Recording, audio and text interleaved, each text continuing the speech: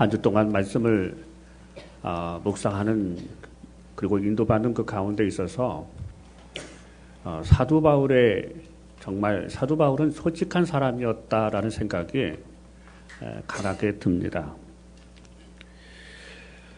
사도 바울은 사도였음에도 불구하고 자기 안에 두 가지 갈등이 일어나고 있다 함을 고백하고 있습니다. 한 가지는 죄의 법과 한 가지는 생명의 법이 내 안에서 충돌하고 있다. 내 안에 그 사도 바울의 그 솔직한 그 마음 안에서 일어나는 그런 갈등의 모습의 그 내적인 모습을 솔직하게 드러내는 바울의 모습을 볼 수가 있습니다. 저는 이것을 묵상하면서 이런 생각이 들었습니다. 사도 바울이 하나님께로부터 사랑받는 이유는 하나님 앞에 나아가는 이 솔직함 때문에 그렇지 않은가라는 생각을 해보았습니다. 우리도 역시 하나님을 만나서 나의 여러 가지 부분들이 회복되고 치유받고 하나님의 사랑을 누리기 위해서라면 역시 사도 바울이 그러했던 것처럼 우리도 하나님의 말씀 앞에 솔직해야만 됩니다.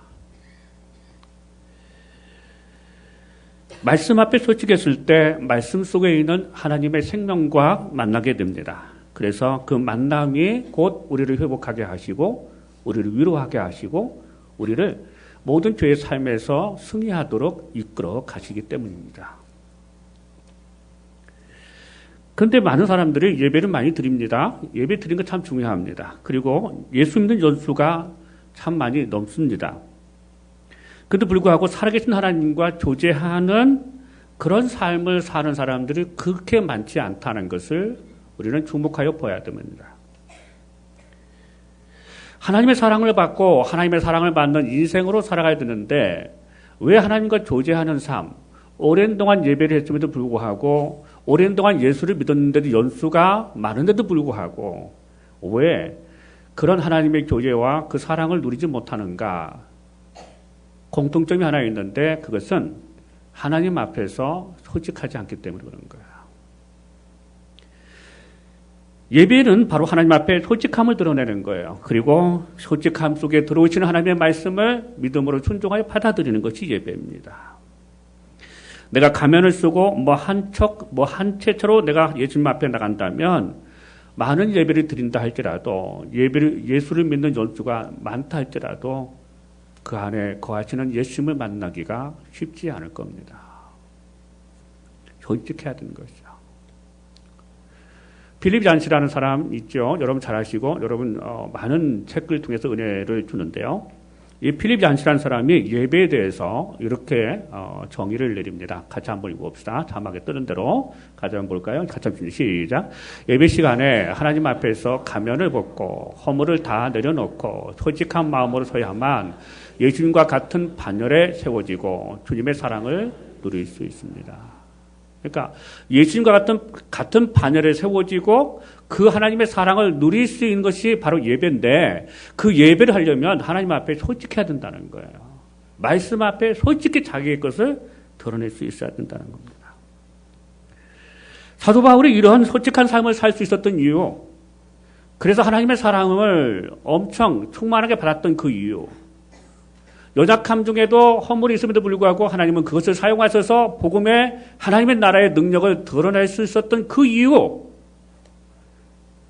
솔직하지 않을 수밖에 없는 그 이유가 뭐냐? 오늘 사도 바울이 붙들고 있는 로마서 8장 30절 말씀 때문에 그런 거예요.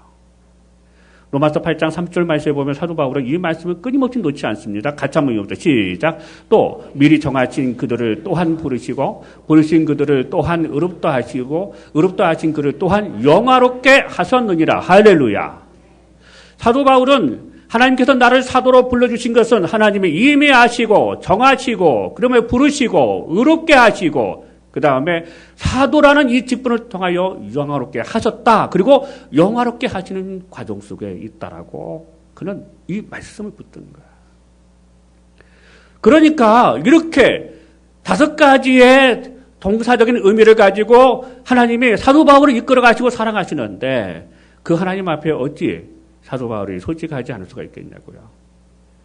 남이 알 수 없는 내면에 일어나는 일들까지도 하나님 앞에 고백하는 거예요. 드러내는 거예요. 바로 그것이 예수님 반열에 서게 하는 거고 하나님의 사랑을 누리게 하는 그러한 것이었다는 것을 사도 바울은 얘기하고 있습니다. 사랑하는 여러분, 우리는 다 예수님의 반열에 서기를 원합니다. 그리고 예배하는 중에 정말 예수 그리스도로 말미암아 하나님이 주시는 그 사랑을 다 누릴 수 있는 축복이 있기를 주의 이름으로 축복합니다. 그러면 하나님 앞에 솔직하십시오. 여러분이 주어지시는 말씀 앞에 솔직하셔야만 됩니다. 가면을 벗으시고 모든 허물과 연약함을 인정하시고 내려놓으세요.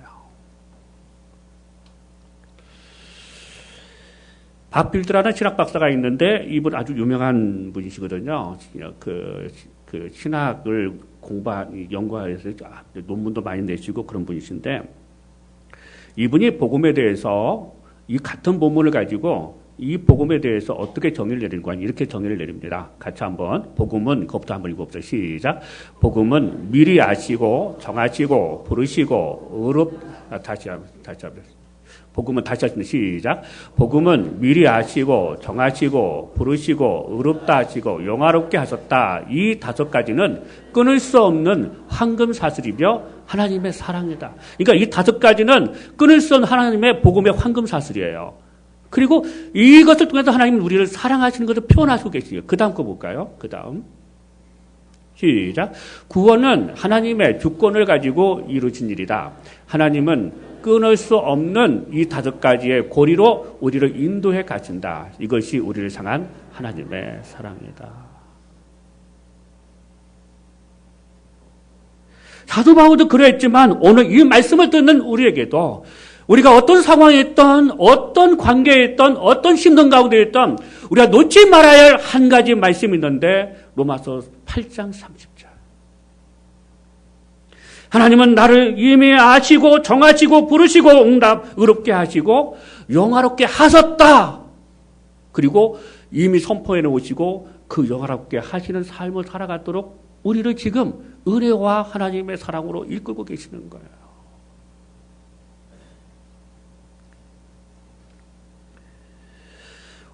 한번 저를 따라서 한번 선포했으면 좋겠습니다. 한번 따라서 할까요? 나는 하나님이 미리 아시고 정하시고 부르시고 의롭다 하시고 영화롭게 하신 존재이다.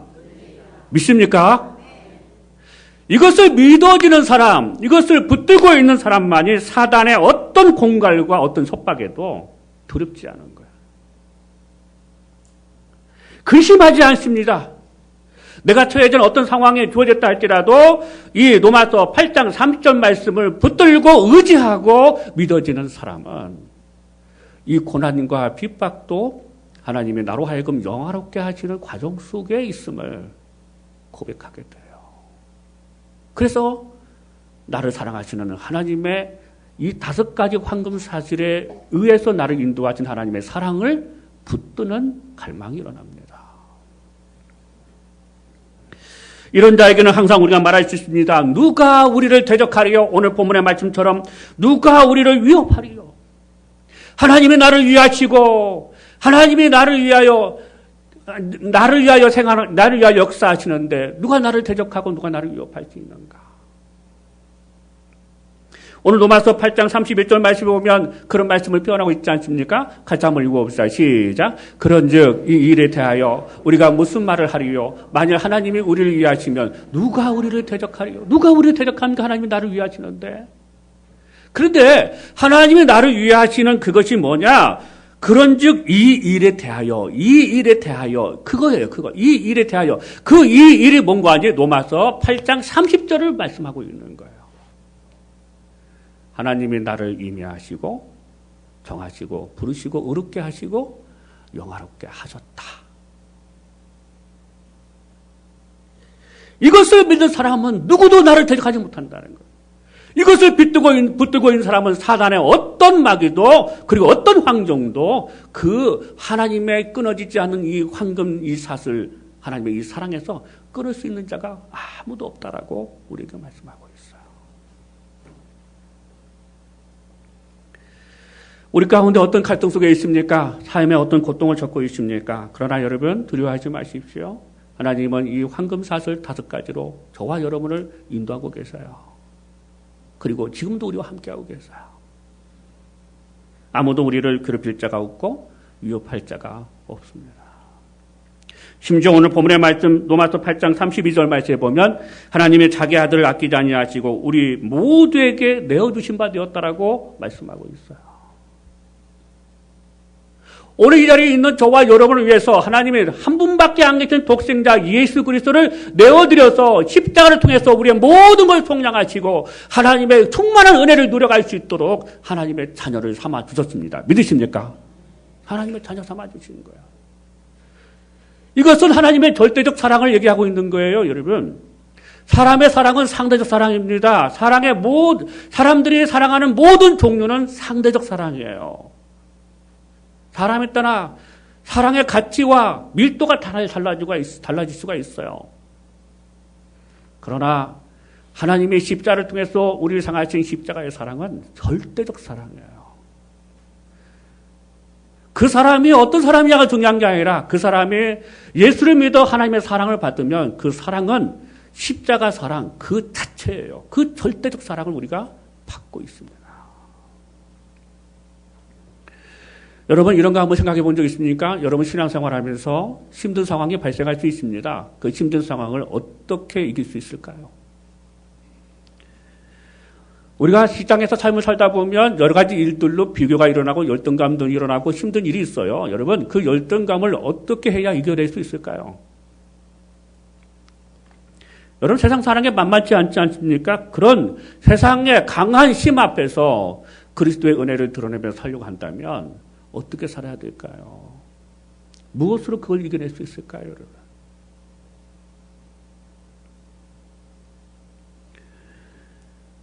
어떤 어려움도 어떤 열등감도 세상의 어떤 권력과 힘도 맞서서 승리하게 이겨낼 수 있는 것은 오직 절대적 사랑, 하나님의 사랑밖에 없어요. 여러분 그 절대적 사랑이 바로 이거예요. 한 번만 더 따라합시다. 나는 이미 하나님이 아시고 정하시고 부르시고 의롭게 하시고 영화롭게 하셨다. 그런 존재다. 믿습니까? 이게 하나님의 절대적 사랑이에요. 지금 여러분이 어떤 상황인지 잘 모르겠어요. 그리고 앞으로 어떤 일들이 벌어질지 모르겠어요. 그러나 하나님의 변함없는 사랑은 바로 이 로마서 8장 30절. 이것으로 지금도 여러분을 이끌고 계시는 거예요. 그리고 살아가고 계세요.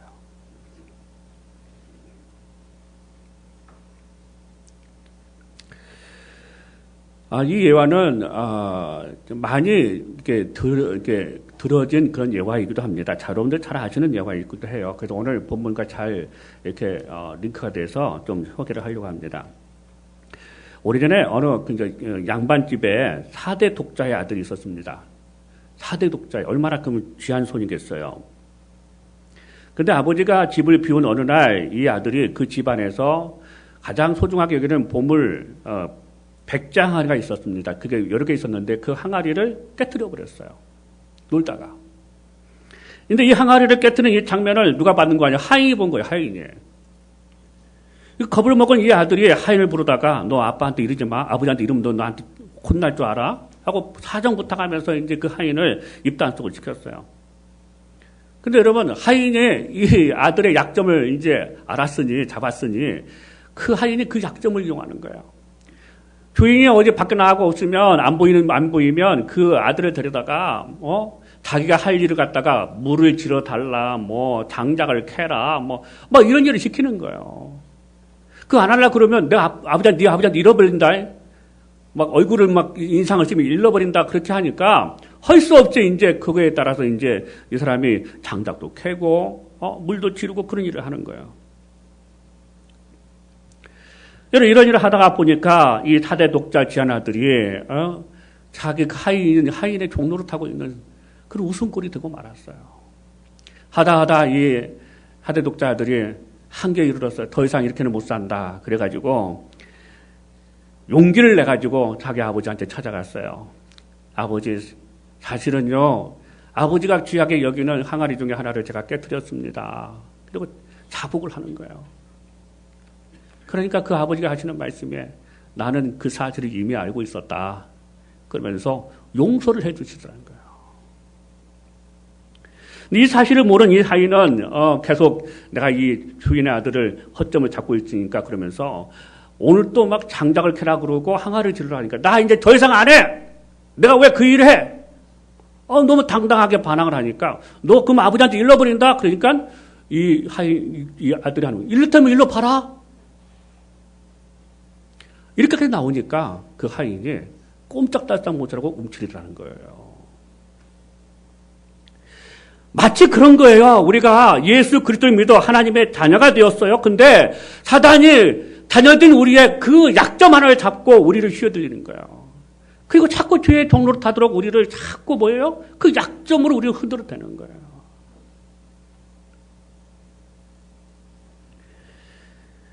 그러나 여러분, 하나님께서 우리에게 하나님의 자녀로서 불러주신 것은 약점이 없다가 아니에요. 그 약점을 하나님 앞에 솔직하게 말하라는 거예요. 인정하라는 거예요.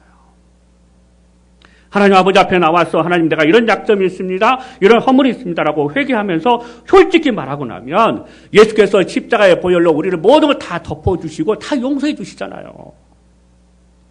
그런데 용서로만 끝나지 않는다는 거예요. 용서하시고 난 다음에 내가 너를 부른 이유를 얘기하시는 거예요. 그 이유가 뭔가 하니 너는 하나님이 미리 아시고 정하시고 부르시고 의롭게 여기시고 영화롭게 하는 존재야 라는 구속사적 해석을 주시는 거예요.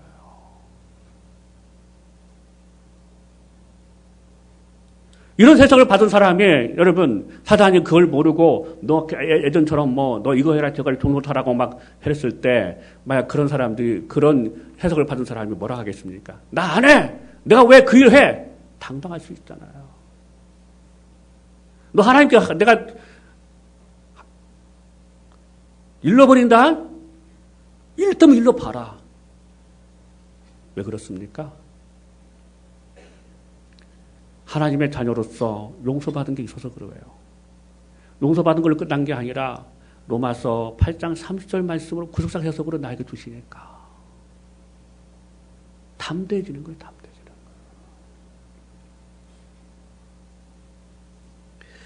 그래서 오늘 본문의 말씀 보면 로마서 8장 33절과 34절 말씀 보면 누가 우리를 속사하겠습니까? 누가 우리를 정죄하겠습니까? 예수 그리스도께서 우리를 위하여 간구하시는데 누가 우리를 송사하고 누가 우리를 정죄하겠습니까? 오늘 이 자리에 혹시 삶을 살아가고 지나가는 생활하는 가운데 있어서 아직도 사단이 나를 대적하고 조종하려고 하는 죄의 세력이 여러분 안에 혹시 있습니까? 어떤 상황을 볼 때마다 그 상황을 볼 때마다 주눅이 들고 두려움이 찾아오고 힘든 그런 상황들이 있습니까, 여러분? 여러분 그럴 때마다 나를 위해서 기도하시고 나를 위해서 사랑하시는 예수 그리스도의 이름으로 로마서 8장 30절 말씀을 붙드는 은혜가 있기를 주의 이름으로 축복합니다. 다시 한 번만 따라서 하겠습니다. 하나님은 나를 이미 아시고 정하시고 불러주시고 의롭게 하시고 영화롭게 하셨다. 따라서 나는 그런 존재야. 여러분 사단에게 선포하시기를 주의 이름으로 축복합니다. 모든 상황 앞에서 선포하시기를 바랍니다. 이것을 선포하는 것이 끊을 수 없는 하나님의 사랑에 붙들려 있는 거예요. 알고 있는 것이 아니라 이것을 선포하는 것이 모든 상황에 하나님을 의식할 수 없는 혼란과 어려움 속에 있을 때 이것을 선포할 때에 로마서 8장 3절 말씀과 나와 링크되어져서 내가 어떤 존재인지를 아기 때문에 사단의 종로로 살지 할 수가 없어요. 오히려 당당하게 말할 수 있으면 나는 다시는 이런 일을 하지 않는다. 내가 왜 그 일을 해야 되느냐. 나는 하나님 아버지께서 이미 용서받은 자요. 하나님의 아버지께서 나를 다득까지 황금사슬로 나를 지금도 사랑으로 인도하고 계신다. 여러분 담대하게 선포하시기를 주의 이름으로 축복합니다. 오늘 말씀에 보면 로마서 8장 35절 말씀을 보면 이런 말씀을 하고 있습니다. 같이 한번 읽어볼까요? 로마서 8장 35절입니다. 시작. 누가 우리를 그리스도의 사랑에서 끊으리요? 또 로마서 8장 38절입니다. 같이 한번 읽어봅시다. 시작. 그러나 이 모든 일을 우리를 사랑하시는 이로 말미암아 우리가 넉넉히 이기느니라. 여러분 어떻게 이겨요? 넉넉히 이긴다 그랬잖아요. 39절 말씀 읽어볼까요? 시작. 예수 안에 있는 하나님의 사랑에서 끊을 수 없느니라. 할렐루야. 이 말씀은 다른 말씀이 아니에요. 내가 뭔가 열심히 악착같이 뭔가 죄악을 이겨내려고 몸싸움하고 힘쓰는 것, 그 상태를 얘기하는 것이 아니라 그저 하나님의 나를 사랑하신다는 그 사랑을 붙잡는 거예요. 그 로마서 8장 33절 말씀을 붙잡을 때 붙잡는 그 믿음의 그 사람을 통해서 그 로마서 8장 3절 말씀이 내 안에 능력으로 임하여 주셔가지고 뭐예요? 죄악을 이겨내도록 하나님이 그 말씀이 역사하시는 거예요. 할렐루야. 근데 너무 많은 사람들이 내가 하려고 그러니까 안 되는 거예요. 내가 하려고 하니까. 내가 할 수 있는 것은 로마서 8장 30절을 붙드는 거예요. 하나님은 이것을 가지고 나를 사랑하시고 그 사랑을 끊을 수 없고 그 사랑을 넉넉히 이긴다. 이 말씀을 붙드는 거예요.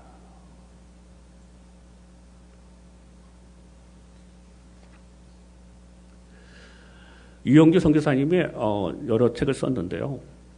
제가 전번에도 한번 소개한 책도 됩니다. 기대라는 책인데요. 그 기대라는 책에서 한 자매를 소개하고 있습니다. 이 자매가 예수를 믿게 된 것도 자기 삶의 환난과 이 고통 때문에 예수를 믿게 되었습니다. 그리고 신앙생활을 하게 되었어요.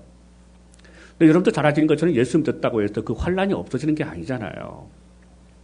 예수를 믿고 그런 가운데 환난이 있게 되는데 문제는 뭔가 자기 남편이 직장을 그만두고 여전히 신용불량자로 파산 신청을 하는 그런 상황 속에 놓이게 됩니다. 이 자매가 이제 일선에 나가서 이제 생계를 유지하기 위해서 돈을 벌여야 되는 그런 상황이 되고 말아요. 이런 삶이 계속되어지니까 보통 사람 같으면 내가 내 자신을 송사하잖아요. 내가 왜 이렇게 살아야 되나? 내가 예수 믿는데도 왜 이래야 되나? 뭐 이런 생각할 수 있지 않겠습니까, 여러분? 근데 그럼에도 불구하고 이 자매가 이 모든 과정을 아주 아름답게 이겨내는 그 모습을 이 글을 통해서 담아내고 있습니다. 한 번은 자기에게 일이 있었는데 그 택배하는 일인데 여자로서 택배의 일은 참 버겁잖아요. 그래서 이것을 여자로서 할 수 있는 일이 아니다라고 이제 그 택배 일을 그만두고 한 2주, 3주 동안에 하나님 앞에 예배하면서 인도를 받기 시작했습니다. 그동안 드리지 못했던 수요 예배도 그리고 주일 예배도 같이 예배에 나와서 하나님 앞에 기도하면서 인도를 받기 시작합니다. 그런데 하나님 앞에 인도받는 중에 그 자매에게 두 가지 업종에서 일해달라고 요청이 왔어요. 하나는 뭔가 아니에요. 화장품 가게고 하나는 우유 배달이에요. 그런데 화장품에서 일하게 되면 우유 배달에서 받는 급여보다 2배 이상 월급을 받을 수가 있어요. 근데 문제는 뭔가 아니에요. 예배를 드릴 수가 없는 거예요. 그러나 여러분, 우유 배달은 그냥 오전에 그냥 열심히 뛰고 나면 언제든지 예배를 드릴 수가 있는 거예요. 근데 이 자매가 그걸 놓고 내가 화장품 회사를 가야 됩니까? 내가 우유 회사를 가야 됩니까? 이렇게 기도하지 않았답니다. 그 자매의 기도는 내가 지금 이렇게 된 것이 누구의 은혜인가? 내가 지금 누구의 은혜로 살고 있는가? 그 은혜를 붙들기 시작한 거예요. 그러니까 예수 그리스도의 은혜로 살고 있고 예수 그리스도 인도받는 그 삶을 살고 있는 것은 전적인 하나님의 절대적 사랑에 의해서 내가 이런 삶을 살고 있다라는 그것이 깨달아지고 믿어지고 붙들어지기 시작하니까 선택은 이미 선택이 되어진 거예요. 여러분, 이 자매가 뭘 선택했겠습니까, 여러분? 당연하죠, 여러분. 하나님의 사랑에 붙들리고 하나님의 은혜에 붙들리니까 다른 일반적인 사람 같으면 이 두 가지 갖고 고민하고 갈등했을 텐데 아니 오히려 화장품을 선택했을 줄 모르는데 하나님의 사랑과 은혜에 붙들리니까 붙들었는데 그 붙든 그 은혜로 말미암아서 이미 선택이 된 거예요. 그 저자는 말합니다. 누가 이 우유배달한 이 자매에 대해서 무시하고 또 이 자매에 대해서 누가 뭐라고 할 사람이 있겠는가? 그럼 이 자매가 그 교회 안에서뿐만 아니라 그 선교회에서도 아주 존경받고 사랑받고 귀한 일들을 감당하는 자매로의 그 삶을 살고 있다고 그 저서는 소개를 하고 있어요. 여러분, 그 자매가 붙던 은혜는 무엇이겠습니까? 바로 그것이 로마서 8장 30절인 거예요. 저도 오늘 이 말씀을 묵상하다가 로마서 8장 30절 말씀 그 예전에는 그렇게 크게 와닿지가 않았어요.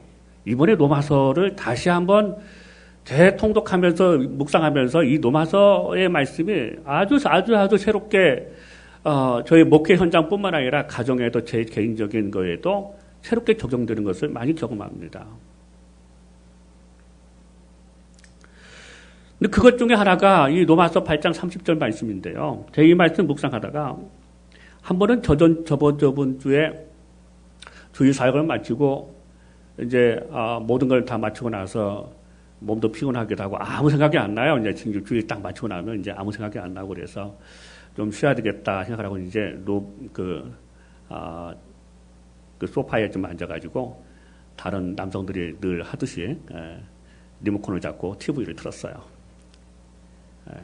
TV를 틀었는데 딱 TV를 틀은과 동시에 이 판두라는 그 프로가 있어요.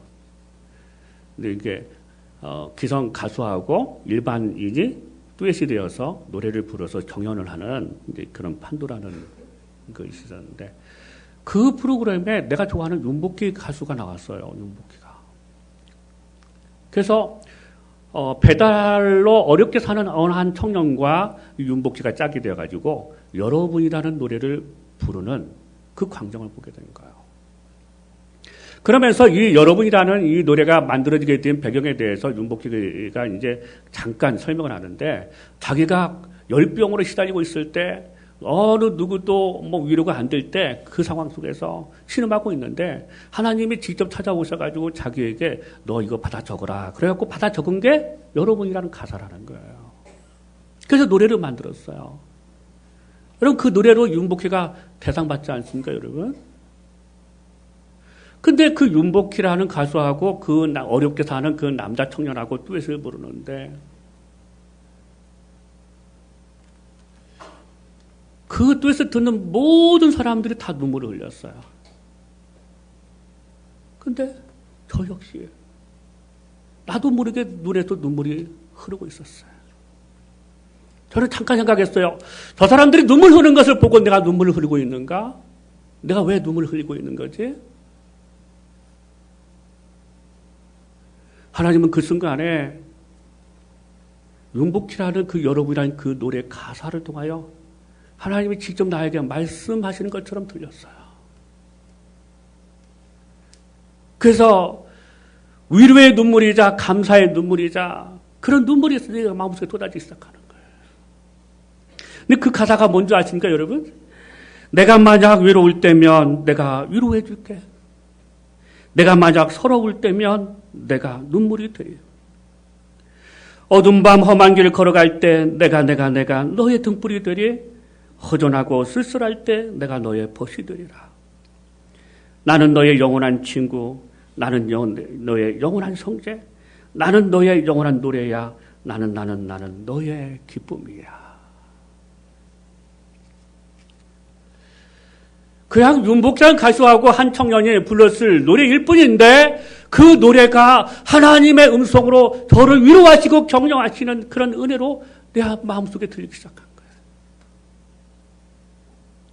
윤복희가 하나님 앞에 받은 그런 가사하고 그런 노래일 뿐인데 그 가사가 하나님 나에게 직접 말씀하시고 위로하시고 함께 하시는 그 음성으로 들려졌던 거예요. 왜 그랬을까요? 하나님은 나를 이미 아시고 나를 정하시고 나를 부르시고 나를 의롭게 하셔서 하나님이 저를 목사로 불러주셔가지고 목사라는 이 사역을 통해서 영화롭게 하시려고 영화롭게 하셨다라고 선언해 주셔놓고 영화롭게 한 그 목회의 삶을 살게 하시려고 오늘도 저 노래를 통해서 나를 위로하시고 나를 이끌고 계시는구나. 그 사랑이 느껴졌기 때문에 눈물 흘린 사람 보고 눈물 흘린 게 아니라 그 말씀에, 그 찬양에, 그 노래에 하나님의 음성을 들었기 때문에 내 안에 감동의 눈물이 흘릴 수 있었던 거예요. 하나님의 말씀을 마무리하려고 합니다. 여러분, 여러분의 상황에 놓여진 게 무엇입니까? 어떤 상황에 놓여 있고 어떤 문제로 있고 어떤 관계에 있고 그것 때문에 발생된 여러분의 감정과 생각은 무엇입니까? 그러나 여러분, 오늘 이 자리에서는 저와 여러분 이 예배 자리에 오셨다는 것은 곧 하나님의 자녀이기 때문에 오신 줄 믿으시기를 바랍니다. 그러므로 여러분이 붙들어야 할 선언의 말씀이 하나 있습니다. 로마서 8장 30절이에요. 오늘 이 자리에서는 저와 여러분을 하나님이 미리 하시고 정하시고 부르시고 의롭게 하시고 영화롭게 하셨다. 할렐루야. 저와 여러분은 그런 존재이다. 아멘. 지금은 부족해도 그 영화롭게 하기 위하여 오늘 저와 여러분을 이끌고 계시다는 이 사실을 조금도 의심치 말고 그 말씀 붙들어 끝까지 믿음의 경주를 하는 저와 여러분 되길 주의 이름으로 축복합니다. 기도하겠습니다. 하나님 아버지 감사합니다. 오늘도